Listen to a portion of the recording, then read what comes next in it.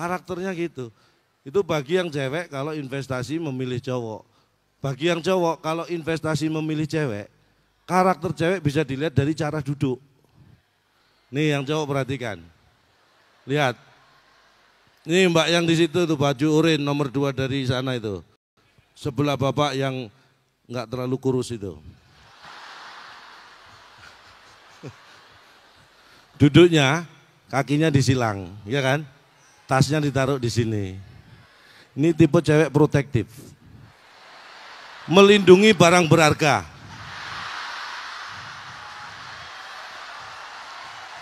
Lu jangan berpikir negatif, maksudnya melindungi tas, kan isinya dompet, handphone, itu dilindungi. Tapi yang agak sana ada yang duduknya agak buka dikit. Itu tipe relatif. Rela diintip.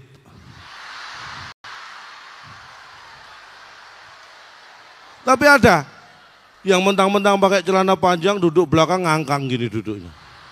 Nah ini tipe kesukaan saya ini. Seperti Anda ini tipe patriotik.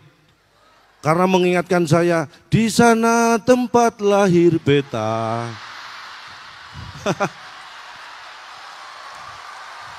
Jadi pengen pulang kampung. Itu dari cara duduk. Ini buat cowok lihat ya. Cara duduk itu menentukan karakter cewek. Dari pakaian. Kalau Anda mendekati cewek, lihat pakaian yang dia suka pakai itu seperti apa. Cewek yang suka pakai blazer, pakaian wool. Itu kalau Anda mendekati, ajak jalan-jalan ke objek wisata gunung. Dia suka objek wisata gunung. Kan dingin, jadi dia suka pakaian tebal. Tapi kalau cewek yang suka pakai baju katun, kalau pendekatan ajak ke objek wisata pantai. Karena panas dia bajunya agak tipis. Tapi kalau ada cewek suka pakai tank top, rok mini, ini tipe cewek yang suka dijadikan objek wisata. Ini enggak bagus. Ini jangan dipilih. Karena yang invest ke sana pasti banyak. Nanti rebutan dividen. Kalau RUPS juga ngantri. Harus bayar peron lagi. Saya sering. Jadi itu ya, modal pertama sehat. Kalau yang merokok itu mulai berhenti merokok. Karena kalau sakit itu nggak enak. Saya ini malas ke dokter. Dulu kalau sakit biasanya saya ke dokter, tapi saya sekarang kapok ke dokter. Bukan karena apa, saya jengkel sama dokter. Ada satu pertanyaan yang bikin saya kesel sama dokter. Saya sakit periksa, ditanya apapun nggak masalah. Tapi ketika dia tanya, Bapak punya gula, itu saya jengkel. Ini dokter terlalu mengurusi dapur saya. Mau saya punya gula kayak punya garam itu kan urusan saya. Kenapa tanya-tanya? Saking keselnya saya jawab, Pak dokter, saya kesini sakit mau periksa, bukan mau rujaan. Kok ditanya punya gula atau enggak? Makanya ya, biar gak urusan sama dokter harus sehat. Kalau Anda sehat Anda bisa mikir. Investasinya jadi cerdas. Tuh, kalau sudah sehat apa? Sayang. Apapun yang kita miliki harus kita sayangi. Termasuk cara berinvestasi itu harus punya rasa sayang. Saya enggak pamer. Kalau sama istri, sayangnya minta ampun. Kalau jalan-jalan ke mall selalu saya gandeng, enggak pernah saya lepas. Karena kalau saya lepas dia belanja enggak karuan. Saya gandeng. Itu sayang. Sayang sama dompet. Tapi yang penting orang melihat saya sayang sama istri karena digandeng, ya kan? Misalnya saya kerja, dapat uang misalnya 5 juta, pulang ke rumah, ketemu istri, karena sayang saya kasih 50.000. Loh, karena sayang kalau dikasihkan semua. Itu penting, sayang. Ya, sayang. Kalau sudah sayang apa? Sabar. Investor itu harus sabar. Nggak bisa kita sekarang besok minta lebih, enggak. Karena kalau nggak sabar itu, Einstein pernah mengatakan, mudah-mudahan dia masih ingat.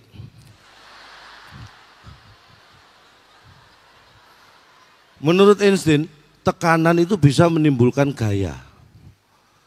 Jadi kita lihat diri kita masing-masing. Ketika kita sudah banyak mengalami tekanan hidup dan tekanan ekonomi, itu berarti kita kebanyakan gaya. Jadi hidup itu yang sederhana. Caranya itu punya uang buat investasi, nggak usah buat beli yang macam-macam. Itu kakean gaya. Nanti banyak tekanan hidup. Itu menurut Einstein. Walaupun Einstein nggak menurut saya. Sederhana.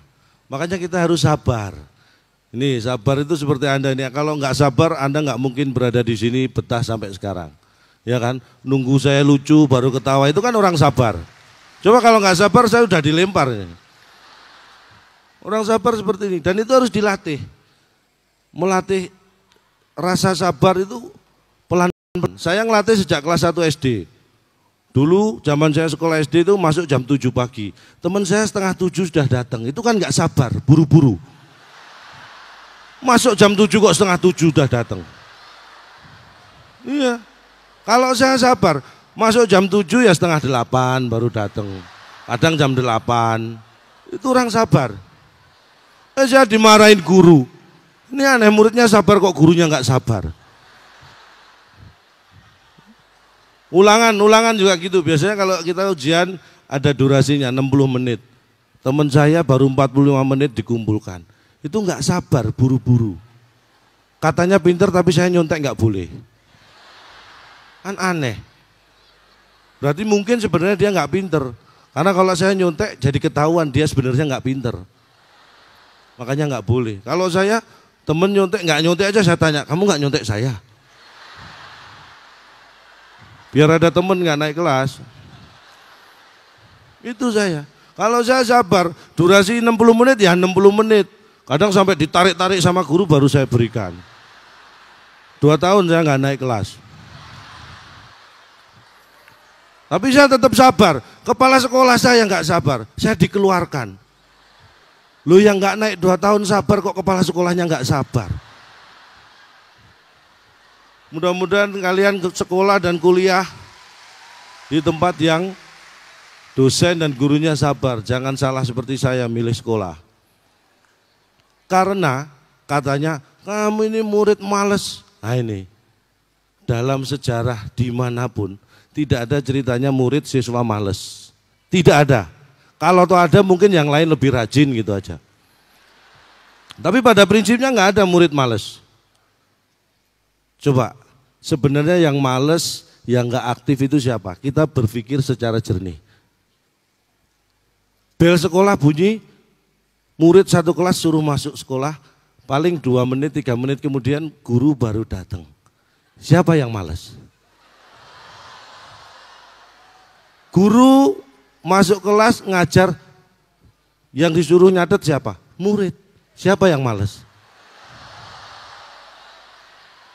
Bel istirahat bunyi, murid ada yang lari-lari main sepak bola, basket, lari ke kantin. Guru paling jalan pelan-pelan ke ruang guru ngobrol dengan guru yang lain. Siapa yang nggak aktif? Ulangan, guru membuat soal, siapa yang disuruh mengerjakan? Murid. Ini benar. Coba kita berpikir jernih. Murid mati-matian mikir mengerjakan, dikumpulkan di rumah diperiksa guru, ada yang salah, apa dibetulkan? Padahal guru tahu jawaban yang benar. Siapa yang males? Kesimpulannya antara murid dan guru yang males. Ah ini kualat semua yang ngomong. Saya nggak berani ngomong. Intinya itu apa ya? Saling membutuhkan ya. Murid nggak ada guru ya repot, guru nggak ada murid lebih repot lagi. Siapa yang diajari? Intinya saling menghargai, sabar, sehat, sayang, sabar. Terakhir apa? Kreatif. Waktu saya nggak banyak karena saya harus terbang. Nggak main terbang dulu. Kreatif, inovatif dalam berinvestasi. Harus kreatif, tapi harus tahu persis aturan main, harus tahu garis-garisnya, batas-batasnya. Jangan kreatif kebablasan, melanggar etika. Ini saya nggak curhat, tapi saya cerita anak saya ini, jangan ditiru, karena anak saya itu niru saya.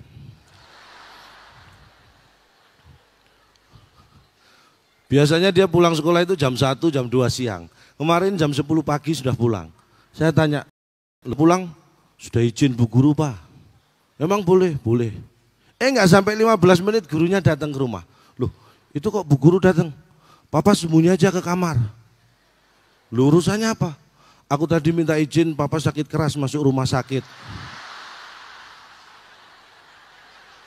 Kreatif tapi kebablasan, melanggar etika.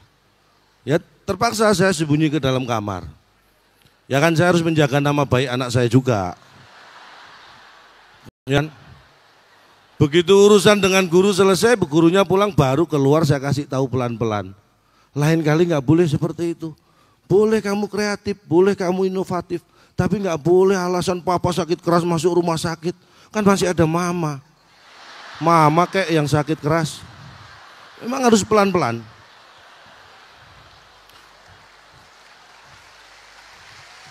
Ngajarin anak itu harus pelan-pelan. Suatu saat kalau kalian udah punya anak, ini anak saya nggak pernah membelikan handphone. Bukan saya nggak mampu, tapi karena memang saya pengen dia konsentrasi sekolahnya. Tapi suatu hari dia pulang bawa handphone. Saya pantau terus. Duduk sebelahnya namanya Dina, depannya Budi. Saya masih lu kok bawa handphone, saya nggak pernah membelikan. Itu handphone siapa? Handphone Budi Pak. Emosi saya. Ini siapa yang ngajarin nih? Udah mulai ngambil-ngambil barang orang. Kenapa kamu ambil handphone Budi? Habis handphonenya Rina jelek Pak. Apa nggak tambah emosi saya? Lain kali nggak boleh seperti itu. Nggak boleh, kalau bisa dua-duanya kenapa nggak dua-duanya? Jadi kalau berinvestasi itu harus total. Jangan setengah-setengah, hasilnya juga setengah. Tapi tetap harus sesuai aturan. Makanya diajarkan harus pelan-pelan. Saya itu orang paling demokratis kok. Anak saya itu nggak pernah saya marahi, saya suruh belajar, saya bentak nggak pernah. Kalau saya marah saya cukup melotot, udah takut semua. Ya tangan sambil nyekik dikit lah. Tapi nggak pernah ngomong keras, nggak pernah. Dan anak saya itu kalau belajar anak saya itu, Pak, aku mau belajar. Itu yang kecil, yang kreatif, kebablasan tadi itu. Aku belajar lempar koin dulu Pak. Oh iya. Kalau keluar angka, aku main-main Pak. Terus kalau keluar gambar, aku tidur Pak. Terus belajarmu kapan? Kalau koinnya berdiri Pak. 2 tahun dia nggak naik kelas. Tapi akhirnya dia tahu, saya mencoba menanamkan supaya dia menghargai proses. Akhirnya dia tahu, kalau pengen naik kelas harus pinter, kalau pengen pinter harus belajar. Sekarang jam 6 sore sampai jam 9 malam, nggak pernah yang namanya nonton TV, belajar terus. Kebetulan TV juga sudah saya jual. Belajar terus. Kemarin pulang sekolah, Pak, IPA dapat 10, IPS dapat 9. Buat saya itu biasa. Itu hasil akhir, nggak penting. Yang penting dia sudah bisa menghargai proses. Terus teman-teman dapat berapa? 100 Pak. Ya memang. Ya buah jatuh memang tidak jauh dari pohon. Besoknya ulangan matematika saya ancam. Pokoknya kalau sampai besok nggak bisa ngerjakan soal matematika, pulang jangan panggil saya papa. Saya ancam gitu. Bener, besok saya tunggu pulang sekolah. Tadi bisa nggak matematikanya? Bapak ini siapa ya? Aduh.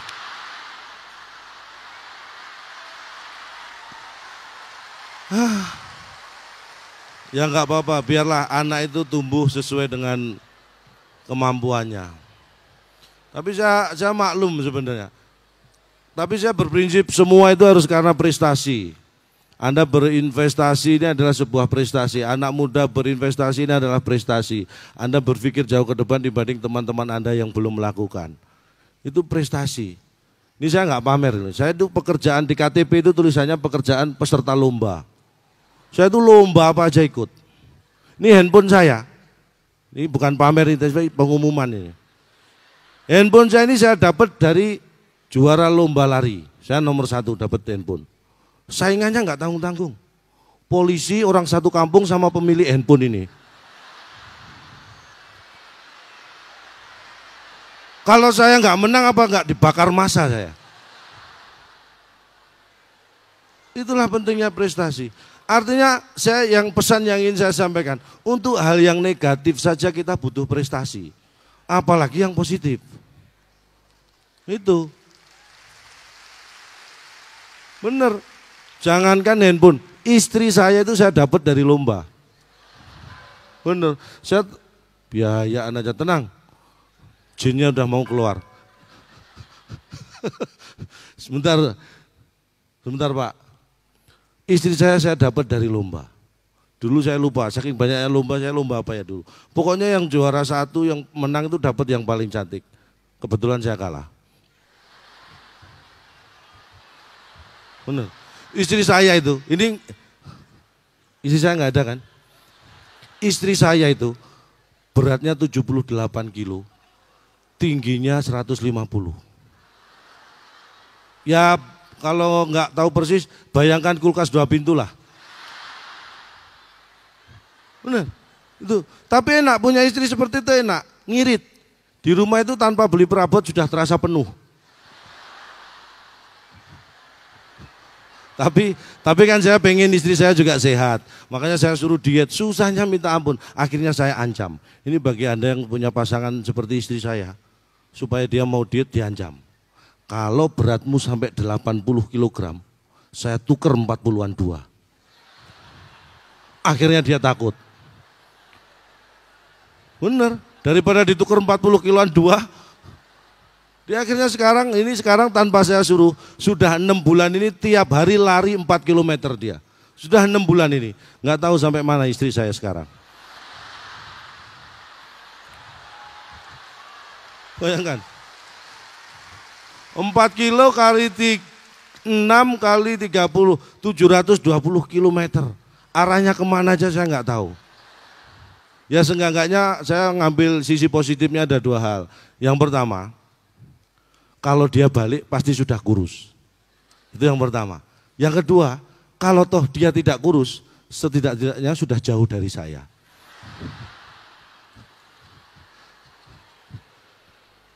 Apa yang saya sampaikan mudah-mudahan kurang bermanfaat. Saya yakin Anda semua orang pintar dan mikir, jadi tahu mana yang baik, mana yang jelek. Kalau ada yang salah, anggap saja benar. Kalau ada yang benar, jangan dianggap salah. Karena manusia tidak ada yang sempurna. Tak ada gading yang tak retak. Jadi atas nama keluarga besar Gajah, saya mohon maaf karena tidak bisa menghasilkan gading yang tidak retak. Mudah-mudahan bisa bermanfaat buat Anda. Tepuk tangan buat pejuang masa kini. Sampai bertemu lagi, saya Cak Lontong, salam lemper.